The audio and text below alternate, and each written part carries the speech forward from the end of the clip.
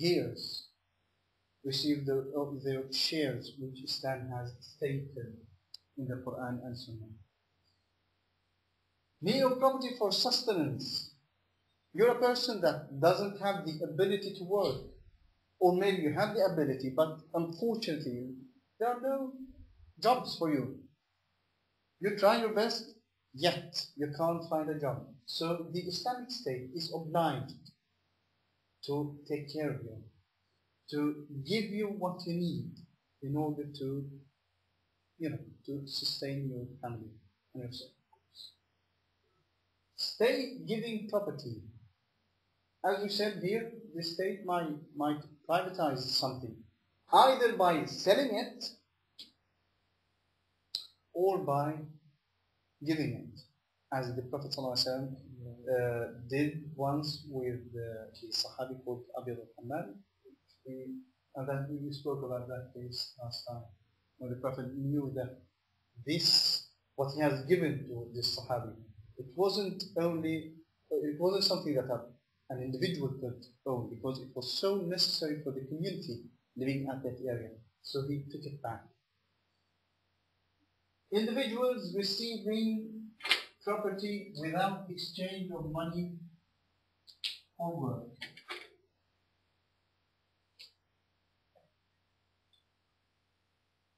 You say, you have a lot of money and you wish to give portion to your brother, sister, nephew, whoever. You give him as a hadiyah, as a gift, present. Or as, no, not a sadaqah because it was here, but as a gift, as a present. You are entitled to do so. And this is the fifth way of the 5 ways that Islam has stated as lawful means of gaining property, of owning property in Islam. While I'm talking about those 5 means of owning, it struck me that there is a 6th means, which is money. Once you buy, you own something. In general, it's trading. And so we see that these means are the means that Islam has allowed you as a Muslim to use in order to own a thing.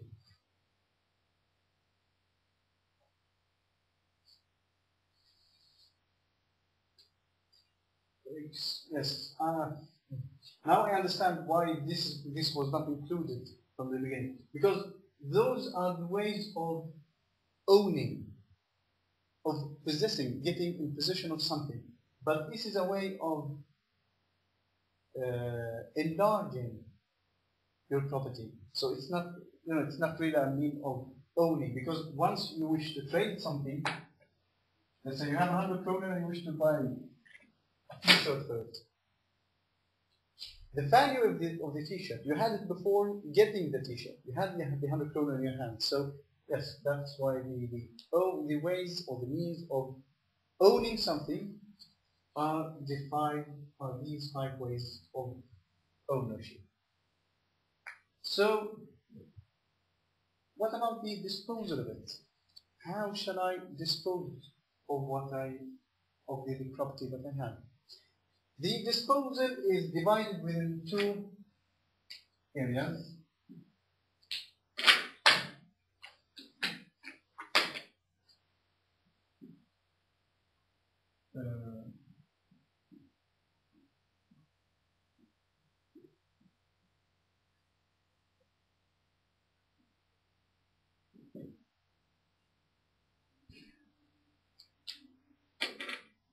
Recommended and obligatory.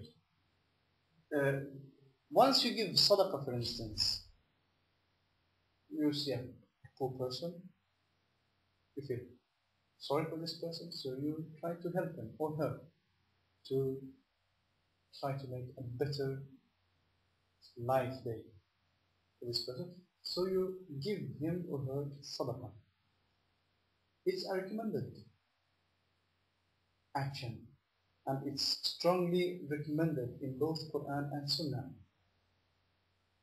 But there are other cases in which disposing of your property is a mandatory action.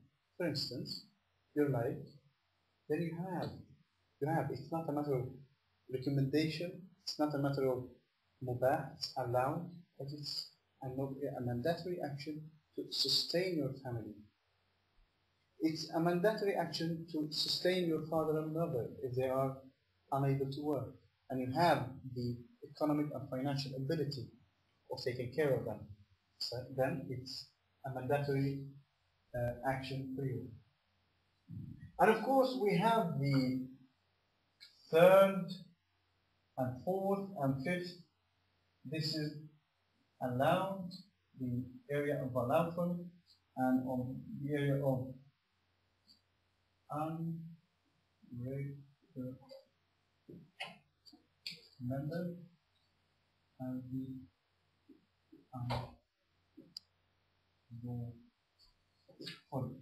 but these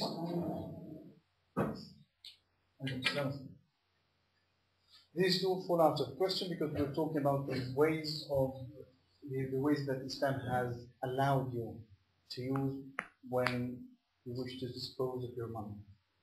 Allowed things, there are plenty of them. To eat in a restaurant, it's an allowed thing. It's neither recommended nor mandatory for you. If you wish to buy a Volvo instead of what shall I say, a Peugeot, Renault, whatsoever, it's allowed. It's neither recommended nor mandatory.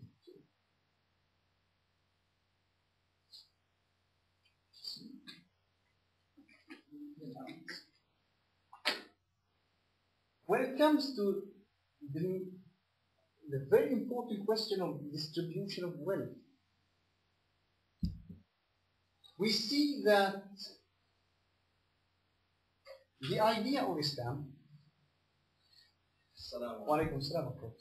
the idea of Islam is that all individuals living within the borders of the Islamic State, they shall enjoy their lives.